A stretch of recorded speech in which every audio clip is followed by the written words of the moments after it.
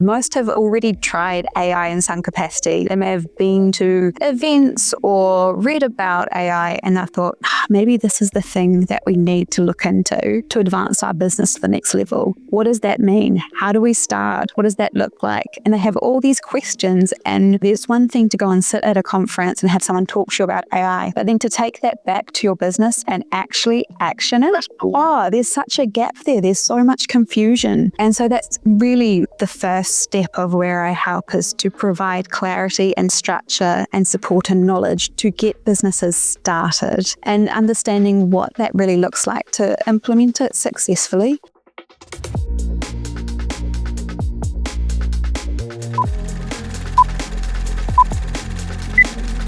Hey, welcome to another episode of Ways to Wealth. Today I have Sarah with me. Sarah, why don't you give us the too long didn't read about who you are and what you're working on and how you got to be here? Ooh, okay. Hi, everyone. Thanks for having me along, by the way. This is great. I love chatting about AI and things like that. Yeah. So for me, I have a business called Anadyne IQ. I help other businesses leverage AI. So that's my big focus at the moment. That's been going for about 1.5 years now. Okay. But I still feel like brand new at this whole business thing. And before that, I'm a data scientist at heart. So I've been in the weeds dealing with artificial intelligence, machine learning, that sort of thing. And then further back, I have a PhD in mechanical engineering. So that's kind of the work business side of things. And outside of that, I just love the outdoors. That's why I came home to New Zealand after my PhD, was I love it here. Yeah. And skiing, mountain biking, hiking, that sort of thing. That's my jam. Nice. That's really cool. So where did you study? So I did my undergrad at the University of Auckland in mechanical engineering, and then I got a Fulbright scholarship and went and did my PhD at Caltech. Yeah. So that was a really great experience. It was really hard. It was really hard work for a few years, but I learned so much that I didn't expect to learn, which is always the interesting piece. You go and study something very, very narrow for several years and you kind of become the expert-ish in that space. And for me, that was optimizing the insides of lithium-ion batteries. Okay. Yeah. And to be fair, I think I'd happily never look at a battery again. But for me, the learnings that you get from that are much more about dealing with ambiguity, not knowing how to solve problems and finding a way through things and resilience. And so it's actually been a really pivotal moment in my career that's completely changed how I approach work, life, everything. It's been really great for me. Yeah, I often say that if you can change your physical location, you can have like exponential growth and breakthroughs personally. And obviously getting that Fulbright, which my co-founder also got in his time in study, is cool. And that would have been a great experience for you, a huge shock and change and cultural shift, especially kind of with how learning is probably done in the US versus here. It's really different. It's really, really different. The way I try to explain it to people is almost like, when you watch those TV shows and it's American boot camp for the SEALs or the Navy SEALs, and it's like that, but in academia. It's extremely intense. I was working, I don't know, like 90, 100-hour weeks for 3 years. I haven't worked that hard since. And so it's a really different culture of just like the level of intensity was a lot. And then being somewhere foreign as well. And, they speak the same language, but they kind of don't. It's really different. It's really different. And they say thank you so much. Well, they're so enthusiastic and polite. And I love how, one thing I really noticed is in the States, there isn't a tall poppy syndrome, Yeah, totally. Our accent sticks out there like anything. And so you'd always get the question of, why are you here? What are you up to? And you say you're doing a PhD, and they're always like, wow, that's amazing. Go you. In New Zealand, I would say the same thing. And they'd be like, why? Why are you doing a PhD? Shouldn't you go out to work? It's such a different approach. Yeah. That's really interesting. Obviously, that tall poppy syndrome does exist in a interesting way. Although it's kind of an interesting kind of thing because, I come from the UK. And the UK is very much like not tall poppy syndrome because they don't even let you grow. They're just like, don't do anything. That's brutal as well. Yeah, unless you're like endowed with the right family and background, and have the right connections. Whereas here, everyone's so friendly and open to you having a conversation with, and you can get like that entry level quite easily. But then I guess if you stick out too far, then that's maybe where that kind of cultural dynamic comes in. Whereas in the US, yeah, they're like, go for it. Go nuts. Yeah. I think it might just be something about academia, like a perception we have around academia here. Right. The true value lies in going out into industry and working in a job. Whereas I found that phase of my life, it was such a pivotal moment that actually equipped me to do my job better in industry. And Yeah.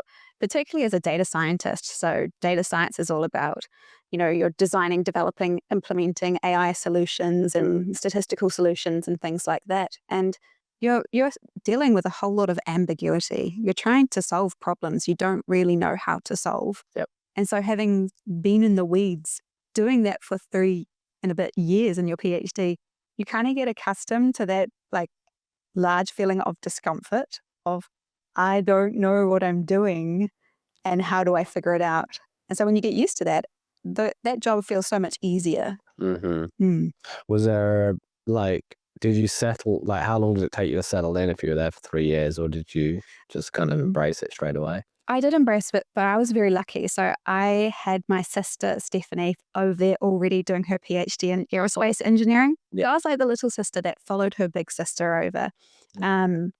So Steph lived in the same apartment block as me, and I automatically had someone there that was familiar, and we could talk about New Zealand things as well. So I always had support, which was so important. But the class was great. It's different to perhaps doing a PhD in New Zealand where you might be on your own and very isolated. We had a mechanical engineering PhD class. So there were 20 of us going through this together, and we would all go and play tennis on Sundays and go out to bars, and it made it much more like a cohort, which was a lot of fun. Yeah, the network you gain from doing that Fulbright path is pretty incredible. Yeah, and even the Caltech thing as well. It's a pretty amazing school, and I feel really privileged to have been able to have that experience. Yeah. Yeah. So did you work at all in the US after the PhD, or did you just come straight home? No, I came straight home. There is a 2-year home residency requirement. So you have to leave. So you have to leave. You can extend it to do some work experience. But, it's funny, when I left to do my PhD, I actually never thought I was going to come back to New Zealand and live full time. I was like, this is it. Go to the States, go to Europe, go do something. But I realized when I was there that I love New Zealand. This is my home. And so for me, it was a no-brainer. I came home pretty much 2 weeks after I signed off my PhD, and then began my career journey here. Yeah. And what did that look like? Well, it looked like, first of all, me taking a year off to decompress. Nice. That was a super intense experience. So I kind of really faffed around for a year. I renovated a house and refound my sanity and normal sleep hours. Okay. And then after that, I started work as a data scientist. So I started at Datamine, which is an analytics consultancy just in Parnell, and I worked in their development team, which is really cool because I had these amazing devs in the team that taught me how to start to do proper programming, not academic programming, which is quite a different beast, but software development. And that was such a cool experience. So I spent about a year there, and then I moved over to the warehouse group as a senior data scientist. Okay. And that was a few years of solving all sorts of different problems in the marketing, pricing, promotion space, developing solutions to help them, in a nutshell, make money and save money, that sort of thing, and build better customer experiences. And then I moved into a team lead role there, so looking after 13 to 14 data scientists and leading the AI strategy across the group. Okay. And that's kind of it in a nutshell. And then I started my own business. Yeah. What was the catalyst for going and starting your own business?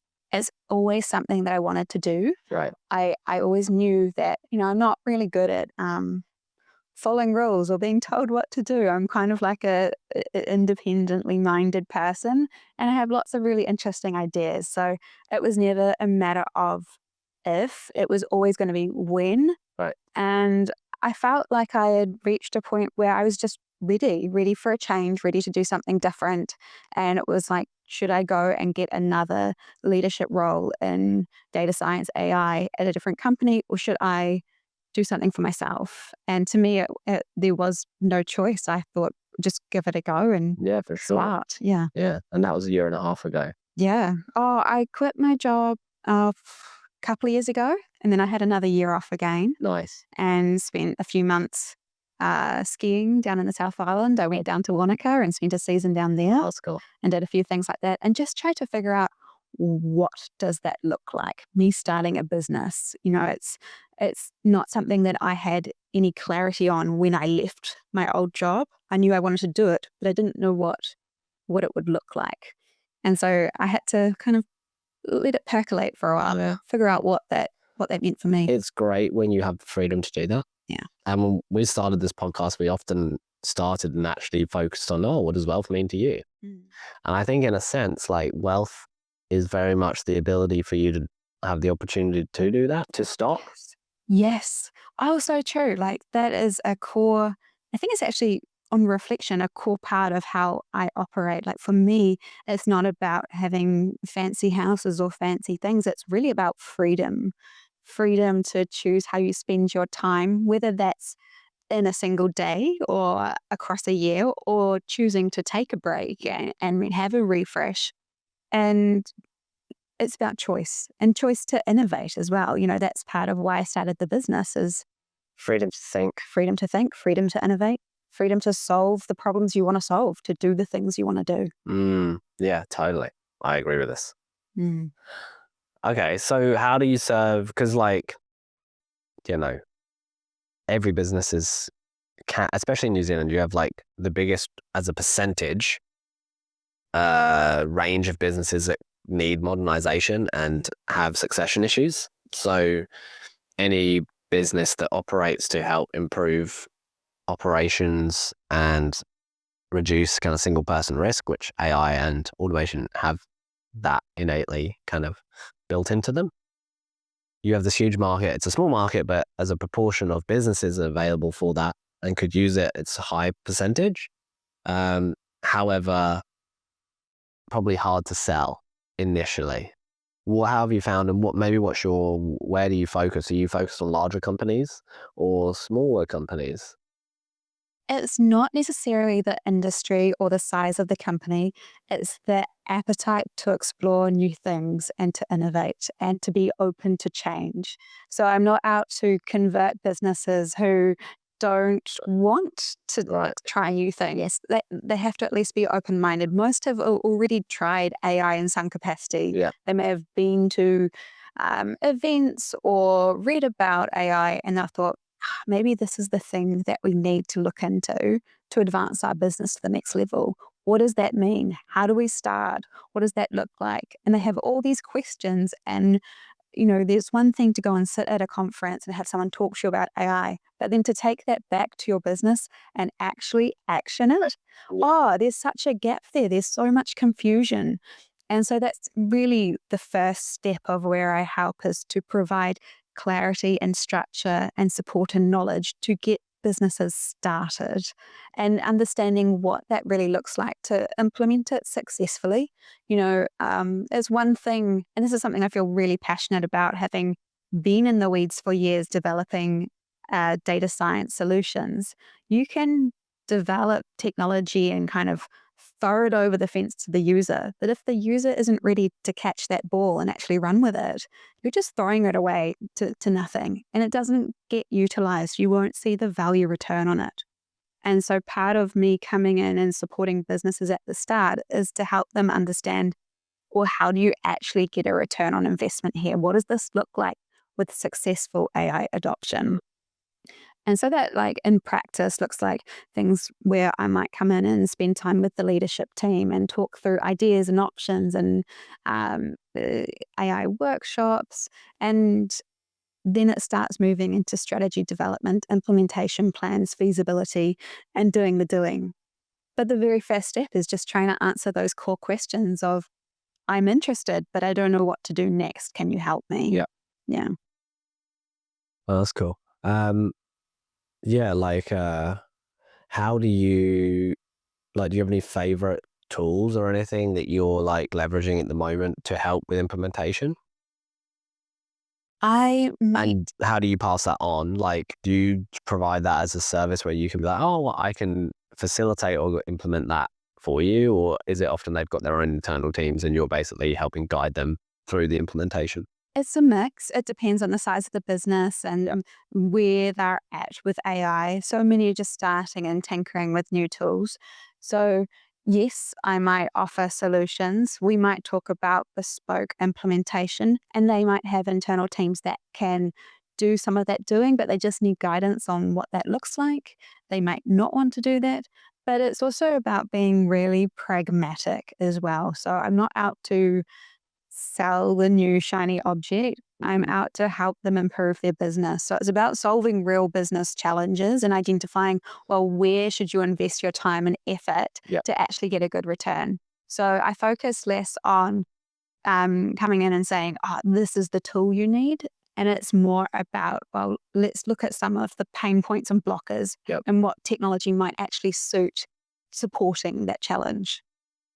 What is the main area and bit in the business in your clients that they're looking to do that in? Like, if you were to pick like a low hanging fruit they've all identified, what would it be? It would be painful, manual, repetitive processes where they have So admin focused? Uh, not necessarily. It's generally where there might be multiple touch points for a process, and you have a smart person spending time doing things that aren't their natural expertise. It is kind of ultimately, I guess, admin focused within their role, but it doesn't sit isolated within administration. It can be operations, it can be technology, finance. Examples are, I've talked to businesses where one business had like a 26 touch point to get from scheduling an order to creating an invoice, and some poor person had to go through all 26 points, and plenty of examples like that where you think that that should be easier. That's taking up so much of your time. How can we speed that up in a way that's useful for the person looking after it? Yeah, and I can talk about it because there's no way this podcast will be released before the feature will be released, or the project we've been working on internally, which is an AI agent project to run a theoretical model portfolio trained off of 3 professional investors. Cool. And it's 3 independent agents that communicate with each other, and information they get received in a Discord server. And then every Wednesday, there's a 4th agent that comes along and basically have a investment committee meeting, and they all put forward portfolio suggestions. And then the 4th agent, because there's parts in the chain where it's really hard to get them to make a decision or stay in character. But then that person then goes and implements into our software. They run a model portfolio. Oh, that's cool. Which is cool. It's really interesting to see them interact with each other. And I've seen a few kind of projects on like Twitter doing it. So we've been working on this, and it'll be a Discord server. Oh, fascinating. And what do you think your main learnings so far have been? How hard it is to get them to be coherent for a long period of time. But we've known that for a long time. So 2 years ago, when we were the first product in market in the finance space to implement an LLM into their product. And we launched off the back of us doing that, really. Yeah. That was kind of the first PR we got. And I went on a few podcasts, and I was like, yeah, I think, within a couple of years, you could have basically a hedge fund or a portfolio management business in your pocket. And I do think you can do that. I don't think there's any alpha there yet. But I think it's super interesting. And I think what it will demonstrate over time, especially because how they're trained, as long as they can stay in character, I actually do think they'll outperform probably most investment managers. Because if they actually, if they have the same reasoning process as these particular famous investors, they shouldn't do too much. and they actually should have quite good results. So I actually think that's pretty feasible. Do I think they're going to have a significant advantage? No. But with the dynamics of the financial industry and system at the moment, probably doing less is probably better. But it's really just a use case of an agent that's continuous. Because I felt like when we released our assistant, it was all about provide query, get response, provide query, get response. Lots of users will ask for financial advice. We don't give financial advice. So then they don't get a very good response. So there's a lot of learnings in that and deploying that where I'm like, it's okay. It's like, I think really good as a querying opportunity, probably too expensive from a computational perspective as well in some cases, but it's fine. But I think that proactive insights are really helpful and I think a good use case. And then independent agents interacting with each other and reasoning between each other, I think is quite a fascinating kind of continuous development, we'll see. Oh yeah, it's super fascinating. I've seen quite a few examples recently of AI agents talking to each other and they start talking in their own computer language. I don't know if you've seen some of those videos. Fascinating. But I think you're right when you talk about leveraging AI to deliver insights. And I think that's such an important piece. When I talk to clients and explain what can AI do, I always break it down into three. It can either support augmentation, automation, or insights. And that's the easiest way to think about it. AI will always do at least one of those three things. Augmentation is working with your co-pilot or your chat GPT and you're collaborating, or even your AI agent where you're asking it questions and for support. And that's your augmentation. Automation is when you're kind of offloading. Don't do a job. Yeah, I don't want to do it and it's painful for me. So you do that and I'll spend my time doing something else.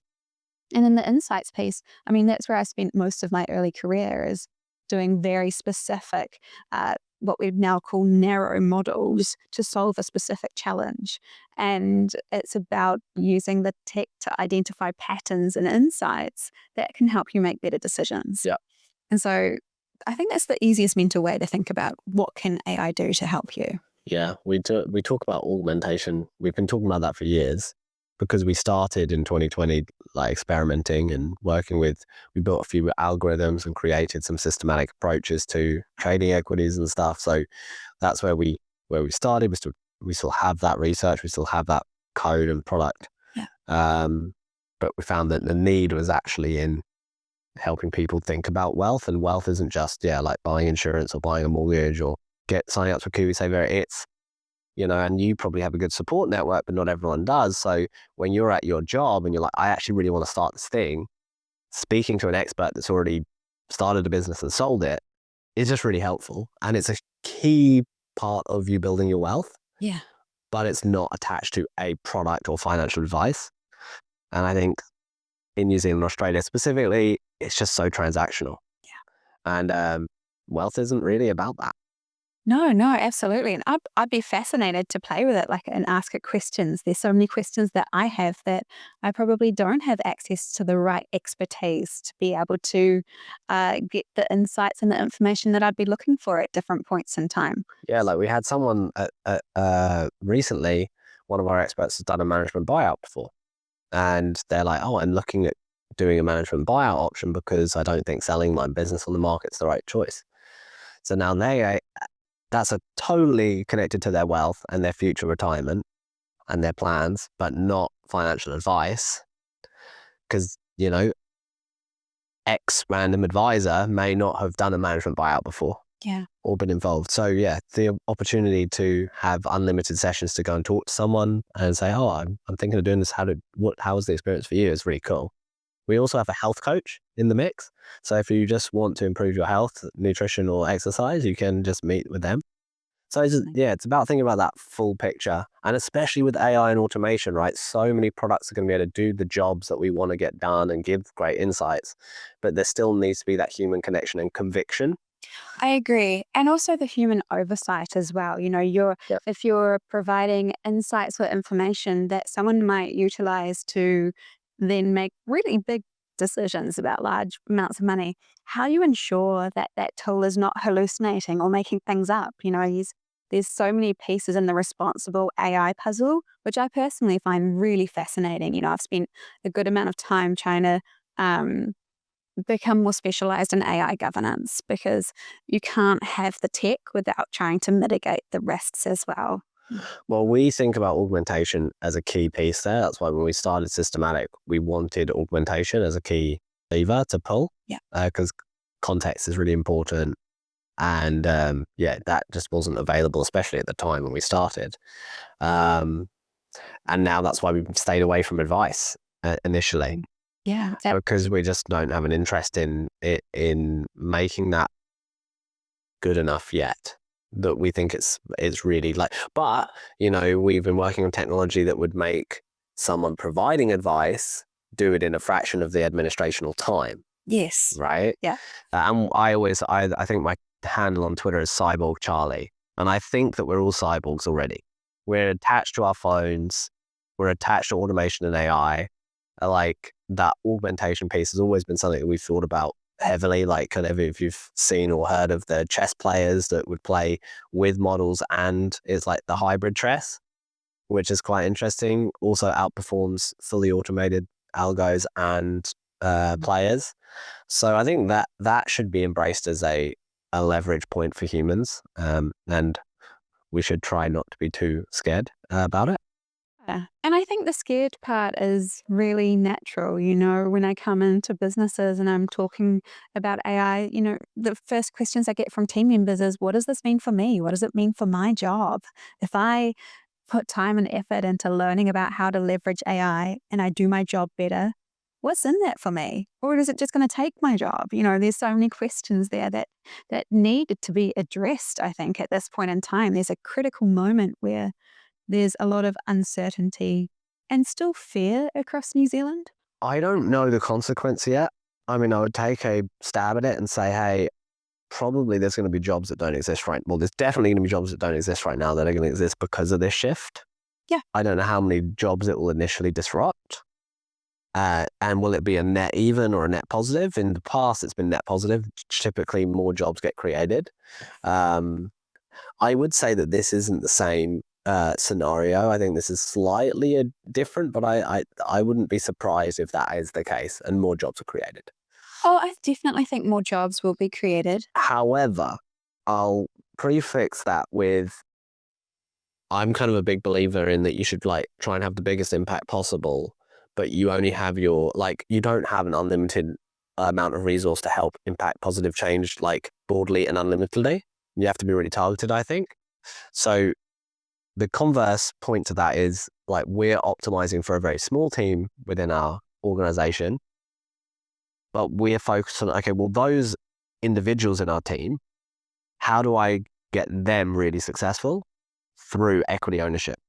And I think that when I look at investing in equities right now, I go, well, essentially through computation, the time of an hour is basically going to zero, or some version of what that is.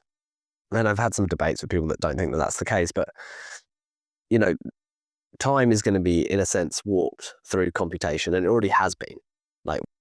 Even from trains or whatever technological breakthrough, we have this kind of shift in time, or the ability to leverage time better. So that means that you can't really get away from, or you should not get away from, asset ownership, because asset ownership is basically going to protect you, and preferably diversified, but also in your business.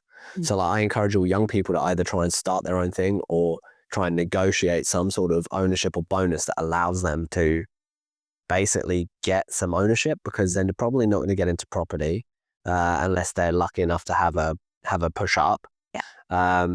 And the value of time is unknown. Yeah. And the career paths are totally disrupted now, not by AI, but just by how the world's going. And I think it's actually been a net positive. If you look at, the US in particular, but Australia and New Zealand as well, because people through COVID and prior had diversified their incomes more, you were able to see extreme stresses to the system without without it being seen as obviously. Because right now you'll see a lot of poor economic data, but then strong data from a GDP perspective relative to the situation, which is like kind of makes me a bit suspicious about the data, but also could be due to the fact that people are a bit more diversified. You're not at a union and at a career and at a job where that business goes bankrupt or gets displaced in some way, and you get your livelihood completely cut. Typically people have like a 10 to 20% like side gig now, which I think is totally positive. I think so. I think what we'll be seeing is absolutely a shift in how we live and how we work. That is for sure. It's going to fundamentally change how we do things. But, it's if we think about like the dawn of the internet, right? How we operated businesses prior to that to now, it's so much easier to see when you're decades on what that shift was. And I think for many people, we're at the start of the shift. It's not really clear for a lot unless you've kind of jumped into it and understood it. Well, the start of the shift that was also being attempted and progressed before the internet. Yeah. Right. Oh, yeah.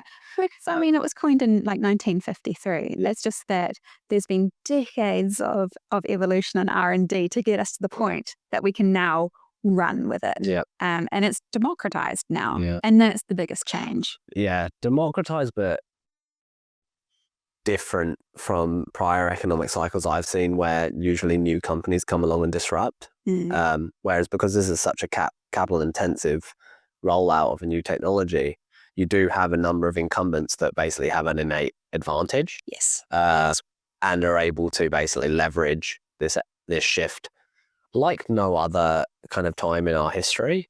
I think that's also due to the cultures in those organizations are kind of been built to adapt. But, if you look at those mega cap, like, Google, Apple to a degree, but yeah, Google, Facebook, Microsoft now, I guess they've really kind of stepped it up. Yeah. And Amazon for sure. They have this culture of reinventing themselves, which has meant that, small companies coming in and innovating is not maybe going to be what we see in the same way. I think the gains from smaller companies working with those larger companies, because they're going to be on one of their fundamental models, right? They're going to be on Gemini, they're going to be on OpenAI's models, most likely, or someone else's. Yeah. Or a lot of business will run on that. But then there's a great opportunity for smaller businesses. Well, totally. I think it's not about, the Kiwi businesses, it's not necessarily about creating the models. It's about leveraging them. It's about maximizing them internally within your own organizations. Yeah. Yeah. It's just kind of a step forward beyond cloud services. Really. It's an extension of AWS and Azure and stuff, really. Because it's just computation running, just not CPUs anymore, just a shit ton of GPUs. And I think that we also have, like, I'd say from a slightly skeptical market perspective, I'd say that humans are really bad at forecasting in the short term. Like they overestimate, and then over the long term they underestimate. And I would definitely say that's where we're at. Like, what do you think that underestimating? Well, I think we'll underestimate ultimately what 10 years from now looks like. I think things will look very different.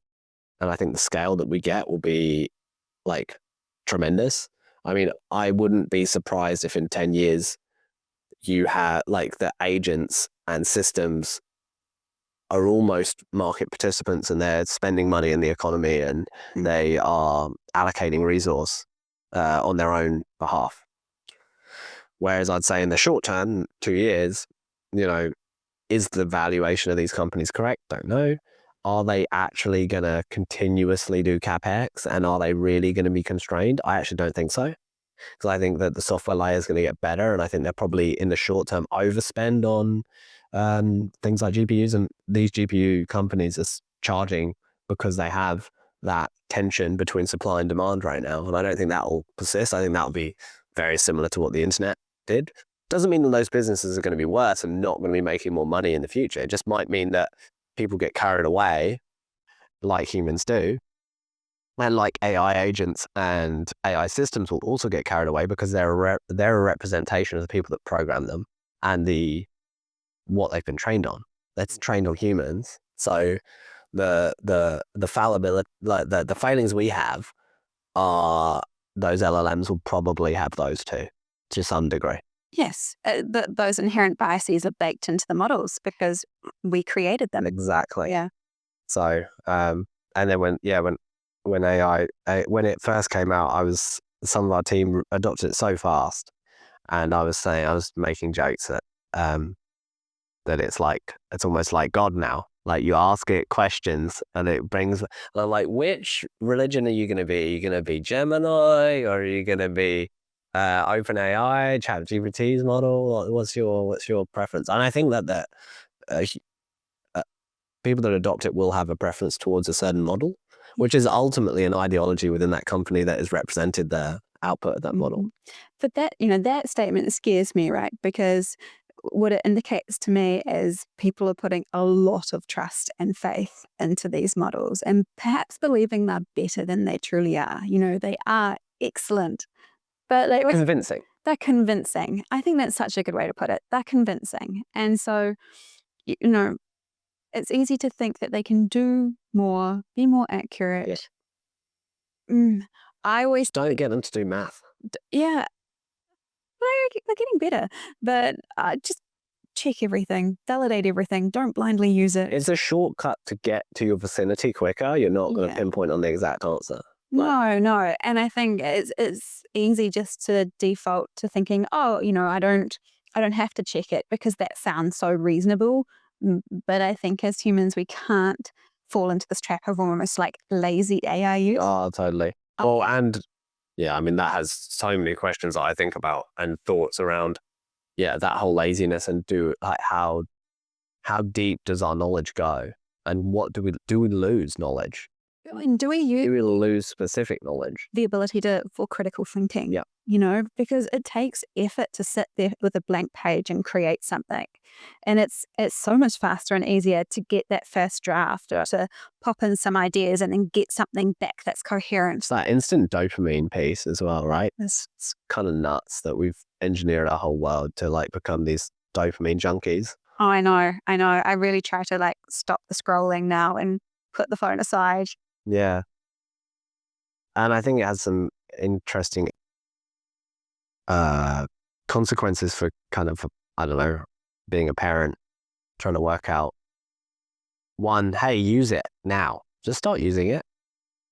Like, because I'm like, just use it and learn it and get good at it. Also, what do you do? How are you going to exist? But I just go back to ownership of equity. So you have to just own your own business, is my view. Or equity in a business. You don't have to build it or, start it. You can join it. But I'm really bullish on that. I'm like, just own something. This whole lot, we had a trend, right, over the last 10 years of like, you don't need to own anything. We went from house ownership to don't own anything to now like, well, if you don't own anything and you're only working for time and you don't even have a house, you then are just left without any assets and you don't know for how long you can produce. No. And then that's a very scary situation if you're 60 and what have you created and saved for yourself? What do you have to lean on? Yeah. Yeah. So it's that's the only thing I can think of that I'm like going to push hard. But it's interesting though in the context of your son and thinking about, well, what job is he going to have when he grows up? What does the world look like at that point in time? It's really hard to tell what we're going to be seeing. Yeah. He's 10, so he's 6 years away from where he could potentially be working. But with the utilization of AI, he could be very productive at 14, 15. Yeah. Oh, and right throughout his career, I imagine that the jobs that he will have throughout his career will be jobs that we haven't yet. Yeah. Yeah. Or an iteration on. So what does success look like then 5 years from now for you and your business? Like what you started a business, you knew you were always going to start a business and now you're in it. Now you're a year and a half in. So you're like 6 months off of when it gets just really hard because it's been 2 years and lots of businesses kind of stop after 2 years. Typically, actually, because it's a marathon. It is a marathon. But it's actually a set, I think, and we treat it like this. And there's a great podcast that we recommend to everyone by Naval, How to Get Rich Without Getting Lucky, which is really about how do you find peace and happiness. But it's a snazzy title to get people interested.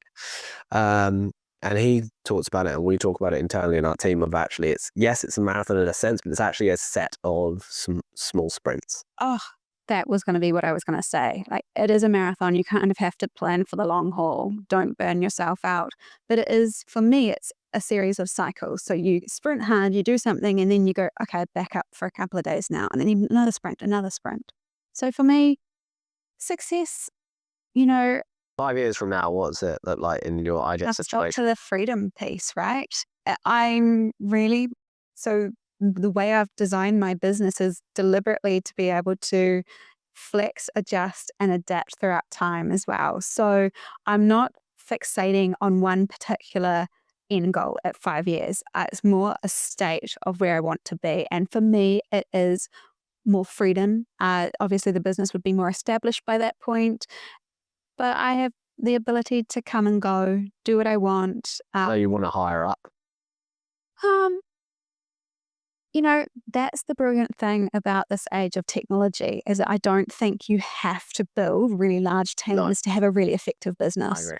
And so the way the business might operate might be quite untraditional. It might be very small but highly efficient. And there might be certain processes in there that are very automated, not the critical thinking, the core values of what we deliver to our clients, but the behind the scenes admin pieces that I don't want to do. You're going to have a whole business unit that will probably be, and you should start preparing for this, of basically unraveling AI systems in businesses that have gone wrong. Oh, yeah. Yeah. And I mean, that's why I always advocate for people to start with what problem are we trying to address here, rather than just jump on to the latest model or the latest shiny thing. Let's solve challenges first. Because otherwise you can easily have like this scattergun approach where you try everything, but you're actually doing nothing. You're just treading water. Yeah. So for a business owner looking to delve into the world of AI and start thinking about those pain points and associating them with application, what's a resource or a book or something that they could read or consume? Yeah. Could be video, could be audio, could be written, that you think would give them a starting point that's not too overwhelming? I think it's hard to know what's possible until you start to learn just a little bit about AI. And I'm not advocating that people have to become a tech experts in AI, but it's important to be familiar enough that you kind of know what's happening and what's coming out. And one of the easiest, most digestible ways to do that is, do you get the Neuron newsletter? Oh, I love the Neuron. Okay. It's a really highly digestible, all the latest kind of releases and interesting things happening in the world of AI. It comes out maybe twice a week or 3 times a week. It talks about like the giant tech. It talks about small little startups and tools, all sorts of things.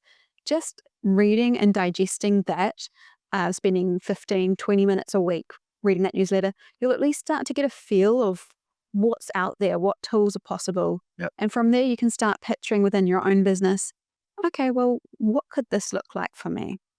Familiarity, I think, helps. Yeah, totally. Wicked. Well, thank you so much for coming on the pod. I've had so much fun. Pleasure. Thank you for inviting me. No problem. Well, we'll definitely have to have you on again soon.